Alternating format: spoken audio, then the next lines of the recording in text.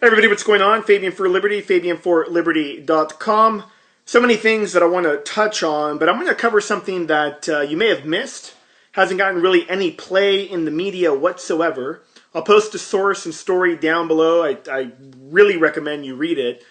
Because, quite frankly, the nation is completely fixated now on the events that unfolded in Ferguson last night as the grand jury came out and basically said that there was no indictment on the police officer. And, you could look at my videos about Ferguson. I've done maybe 3 or 4 of them, breaking down exactly the root of the issue. Also on my podcast, I've broken this down. So no need to really get back into it.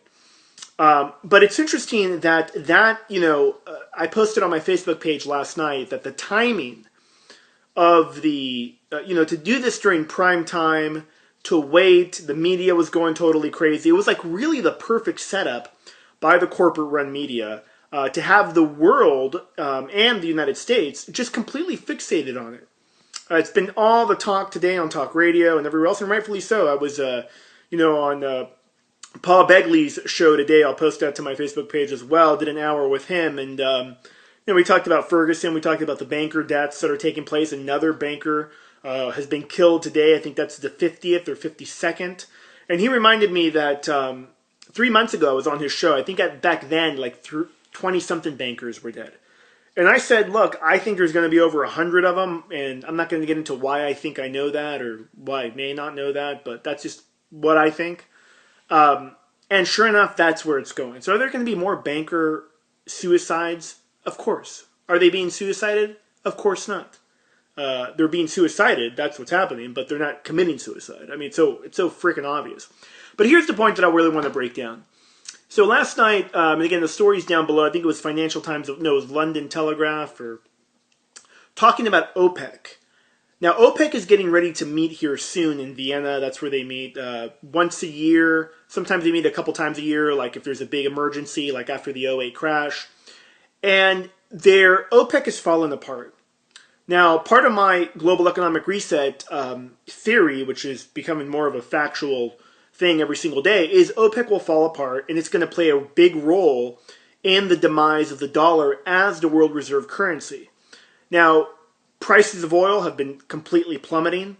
And basically, they're all saying, look, Saudi Arabia needs to cut production to have prices go up, and the Saudis don't want to do that. So there's this fracturing of the Saudis and these other kingdoms against the Iranians and against the Iraqis as well, who have sided with the Iranians here. So it's very interesting, but the article goes on to say that the breakup of OPEC is possible. So what happens with that breakup? Well, what would happen is that there would possibly be a new energy union, perhaps the one that Vladimir Putin's putting together, that would form.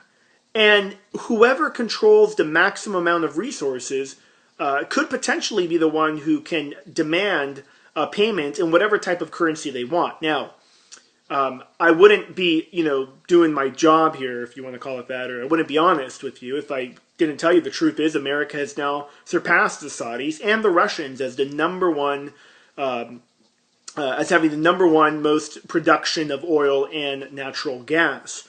Will that save the U.S. economy? I don't think so. I mean, there's nothing that could save it from the $100 trillion plus credit collapse that's upon us, or the derivatives.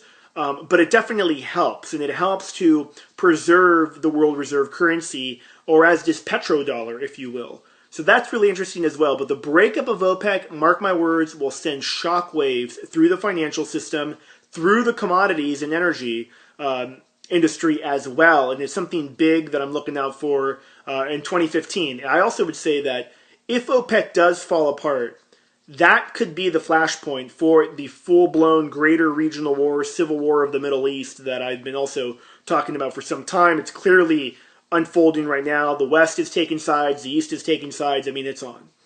So that'll do it for today. I'm Fabian Calvo, Fabian for Liberty. I want to remind you, this Friday, I'm doing a Black Friday sale on pretty much a lot of my products and courses and what have you.